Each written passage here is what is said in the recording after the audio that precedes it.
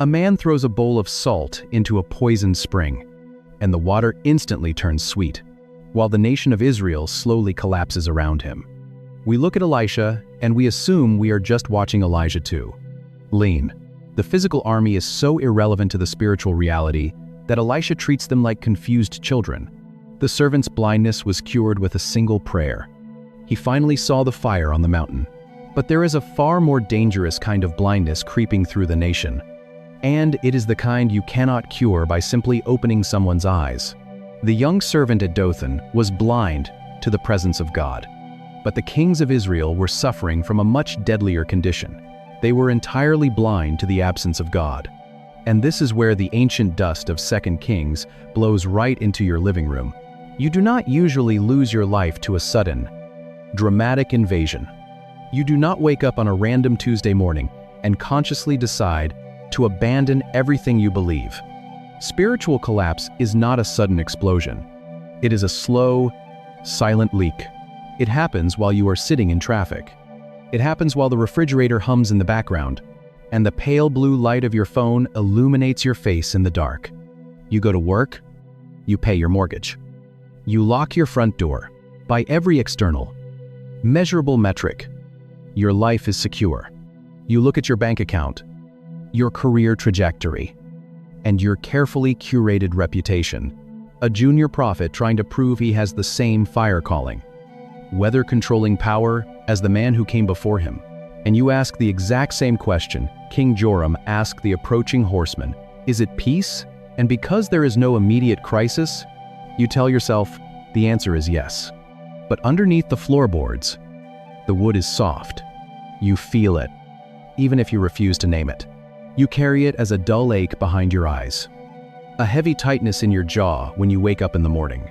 Your prayers have become hollow, mechanical routines. Your patience is paper thin. You have started justifying small, comfortable deceptions, entertaining quiet resentments, and letting the slow, toxic drip of cynicism poison the way you look at other people. The greatest danger in your life is not the crisis you can see. It is the compromise you have learned to live with. This is why the book of 2 Kings feels so deeply unsettling. It forces you to realize that you can have thick walls and full treasuries, while your soul is quietly bleeding to death.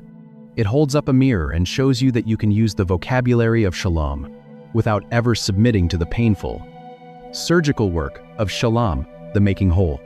That is exactly why Elisha does not spend his time in the royal courts. That is why the firstborn son is out in the dirt, throwing salt into a poisoned spring, tossing flour into a toxic pot of stew. And it does read that way on the surface. But if you look closer at the specific materials he uses, pulling a heavy iron axe head out of the freezing mud of the Jordan River, he is not addressing the superficial politics of the nation. He is attacking the rot at the root. He is dealing with the invisible poison that everyone else has learned to ignore. You can ignore the rot for years. You can paint over the water damage. You can keep the enemies outside the gates for a long time. But eventually, the rot reaches the foundation. And, for the nation of Israel, the foundation is finally giving way. The illusion of peace is shattering. And the bald prophet has exactly one final warning left to give. Elisha is dying. The firstborn son of the covenant is finally out of time. His breathing is shallow. His body is failing. 2 Kings, chapter 13. The king of Israel, Joash, walks into the bedroom of the old man and weeps. Joash leans over the bed. He cries out the exact same phrase Elisha yelled when Elijah was taken up into the sky. "My father, my father!" The chariots of Israel and its horsemen, the king is terrified. The Arameans are pressing hard against the borders. The military is weak. The spiritual father of the nation is slipping away. Elisha ignores the tears. He gives an order. Take a bow and arrows. The king brings the weapons. Elisha tells him to draw the bow, at the exact nature of what is being healed. At the deep structural rot of the nation he is walking through, the king pulls the string back. Elisha places his frail, dying, trembling hands directly over the strong, youthful hands of the king. "Open the east window," Elisha says. The sunlight pours into the dusty room. "Shoot." Elisha commands. The bowstring snaps. The arrow flies out into the sun. Elisha declares it is the arrow of the Lord's victory over Aram. Then the prophet issues the final test. He tells the king to take the remaining arrows. He tells him to strike the ground. The Hebrew word is naka. It means to strike, to beat, to attack. Joash looks at the arrows. He looks at the dirt floor. He looks at the dying old man in the bed. He strikes the ground once. A puff of dust rises. He strikes it twice. He strikes it 3 times. Then he stops. He thinks he is being polite. He thinks this is a symbolic ritual. He thinks he has done enough to satisfy the eccentric old prophet. Elisha is absolutely furious. The dying man erupts in anger. He yells at the king, "You should have struck 5 or 6 times. Then you would have struck down Aram until you had made an end of it. But now you will strike them only 3 times. This is not a polite ceremony. It is a war for survival." You start to see something the magic trick reading completely misses. These acts are not random displays of power. The king thought the arrows were just sticks of wood. He did not realize the dirt floor of the bedroom was the battlefield. Joash wanted just enough victory to survive. He wanted a truce. He wanted to do the bare minimum and go back to his palace. He wanted shalom without the violent. Exhausting completion of shalom. The arrows do not measure the strength of the army. They measure the hunger of the king. Joash settles for 3. The nation will only get 3. The king's lack of desperation seals the fate of the nation. Elisha closes his eyes. The prophet breathes his last. They carry his body out and seal him in a tomb. The firstborn son is dead, and the nation is left alone with a half-hearted king. But the power of the Paishnayim does not die with the heartbeat, and the most shocking act of recreation is waiting in the dark. The arrow breaks. The king stops striking the ground, and a slow, inevitable clock begins to tick over the nation of Israel. When you read the historical accounts of empires collapsing, the descent is rarely a sudden cliff. It is a long, gradual slope built on 1,000 tiny compromises. We are a species that consistently settles for 3 strikes. We are a civilization of half measures, building elaborate systems to manage our symptoms. They are a deliberate act of recreation in a dying world, while the kings in the capital are building alliances, because actually curing the disease is far too exhausting. The kings in Samaria did not want to tear down the altars to Baal.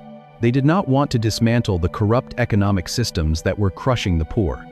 They just wanted the Aramean army to stay on the other side of the river. They wanted the comfortable illusion of shalom without the violent, surgical pain of shalom. But a delayed consequence is not a pardon. It is simply a longer runway for the collapse. And the collapse finally comes. Decades pass. The silver in the royal treasuries is depleted. The heavy iron chariots are rusting in the armories. The Assyrian Empire is gathering like a massive, dark storm on the horizon, preparing to sweep across the northern borders and drag the 10 tribes into an exile from which they will never officially return. The nation is a corpse, and the geopolitical grave is already dug. Yet, the writer of 2 Kings tucks one final, bizarre detail into the text, a detail that serves as a theological anchor for the darkest moment in Israel's history. Sometime after Elisha's death, spring arrives, bringing Moabite raiding parties across the borders. A group of Israelites is burying a man. They see the raiders cresting the ridge. Panic sets in. The grave diggers do not have time to lower the body with dignity. They drag the heavy, lifeless corpse to the nearest, hoarding wealth and importing foreign idols. The nation is dying from the inside out. The water is toxic.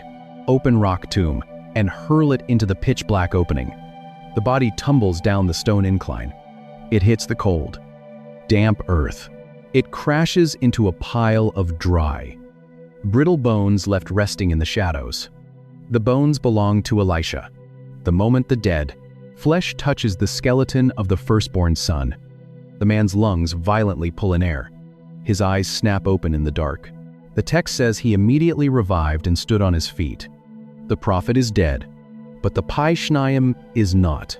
The life-giving power of the covenant is still vibrating in the marrow of his dry bones. The nation of Israel is about to be thrown into the grave of exile. They are about to lose their land, their kings, and their identity. But the story of God's people does not end in the dirt. Because of what is waiting for them at the bottom of the tomb, a mantle fell by the rushing water of the Jordan River, and a broken household received a firstborn son. A bowl of salt hit a poisoned spring, and a barren city began to breathe. A widow poured out her final jar, and the crushing chains of debt were broken. A broken branch struck the freezing mud, and heavy iron defied gravity to rise. The soil is barren. The widows are being sold into slavery for debt. And right in the middle of this systemic collapse, a servant opened his terrified eyes at dawn, and a physical empire faded before the fire of heaven. A king struck the dirt 3 times, and a nation chose survival over wholeness. A corpse fell blindly into a lightless tomb, and dry bones imparted the breath of life. Same decay, same recreation. But maybe the part that stays with me most is the arrows. 3 arrows striking the dust in a dying prophet's bedroom. Not a rebellion, not an act of overt treason. Just a king who settled. A king who was satisfied with doing the bare minimum. A man who wanted the comfortable illusion of shalom without submitting to the exhausting, painful, surgical work of shalom. If you are in a season where the external walls of your life look perfectly stable, but you can feel the slow, quiet leak of spiritual rot underneath the floorboards, 2 Kings is an invitation to stop pretending. Do not settle for striking the ground 3 times. Do not settle for just managing the symptoms of your cynicism, or your anxiety, or your hidden compromises. The God of the Pai Shnayim does not just want to keep the invaders outside your walls. He wants to heal the spring at its source. And may the God who drops a chariot of fire on a mountain to protect a single servant reach into the deepest, most hidden decay. A bald prophet walks through the dirt roads and does things that seem entirely too small to matter of your life, and violently, mercifully make you whole. If this reached something in you, subscribe. Leave a comment. Even 1 word helps. Share this with someone who has been settling for an illusion of peace. Pray for us as we keep digging into these texts. He fixes a pot of stew. He cleans a spring. He finds a lost tool. But he is not just doing favors. A desperate widow pours oil from a single small jar until every borrowed vessel in her house is full to the brim. He is planting a new Eden in the middle of a graveyard. To feel the weight of what Elisha is actually doing, you cannot just look at the miracles themselves. You have to start with the moment he received the power to perform them. You have to stand on the banks of the Jordan River and listen to the final conversation between a master and his student. Because right before the chariot of fire descends, Elisha makes a request. He asks for something very specific, and the word he uses in Hebrew unlocks the hidden architecture of the entire book of 2 Kings. 2 Kings, chapter 2. Elijah and Elisha are standing on the edge of the Jordan River. The older prophet rolls up his heavy, dust-caked mantle, strikes the water, and the river splits. They walk across on dry ground. Elijah knows his time is up. He looks at his apprentice and asks what he wants before he is taken away. Elisha's answer is famous. "Please let there be a double portion of your spirit on me." The phrase translated as double portion in English is the Hebrew Pai Shnayim. Literally, the word means 2 mouths or 2 parts. For a modern reader, a double portion sounds like a request for more capacity. It sounds like a math equation, the heavy scent of crushed olives lingering in the air.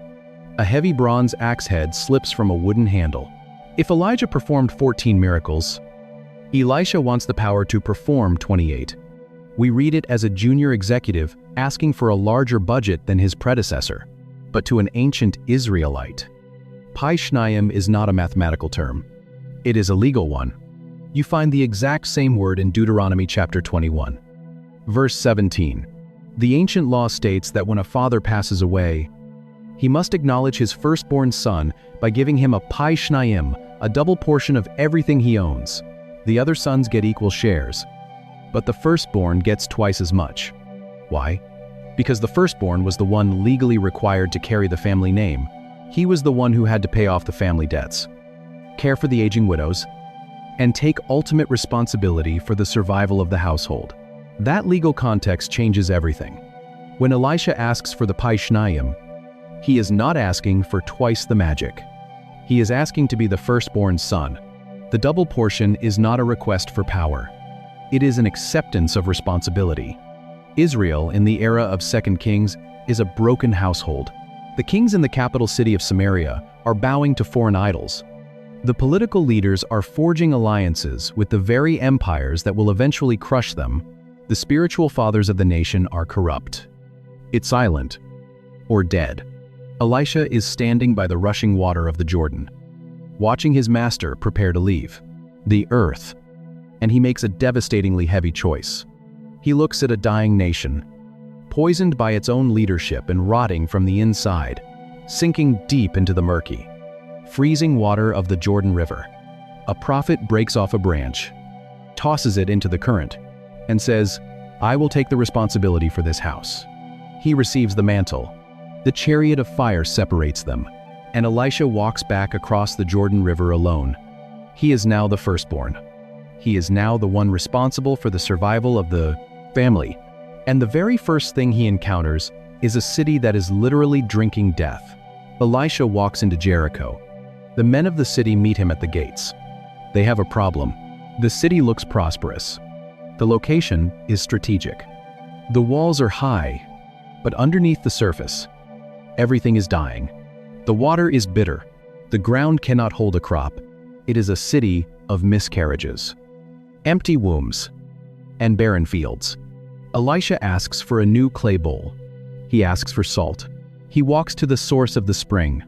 He does not pray a long, elaborate prayer.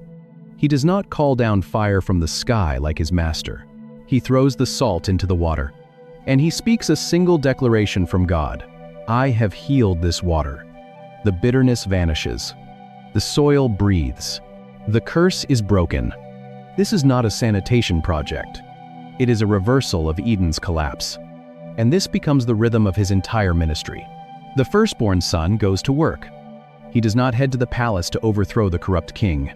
He walks the dusty roads of the forgotten margins, and the solid metal floats to the surface. A dead man is thrown hastily into a tomb by terrified gravediggers. A widow is about to lose her 2 sons to a ruthless creditor. Elisha fills her empty jars with heavy, fragrant oil. A group of prophets boils a pot of stew during a severe famine, but a toxic wild vine ruins the food. Elisha throws meal into the pot, and the poison dissolves. A borrowed axe head sinks into the dark, freezing mud of the Jordan River. Elisha throws a broken branch into the current, and the heavy iron floats to the top. Water is purified. Debt is canceled. Food is restored.